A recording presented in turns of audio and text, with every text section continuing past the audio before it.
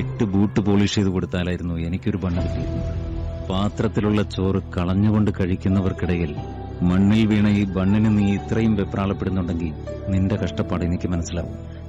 സ്വാർത്ഥതയ്ക്ക് പുറകെ ഓടിക്കൊണ്ടിരിക്കുകയാണ് ഈ ലോകം. ആർക്കു വേണ്ടിയും കാത്തു നിൽക്കില്ല. നമ്മൾ അവരെ തടഞ്ഞു നിർത്തണം.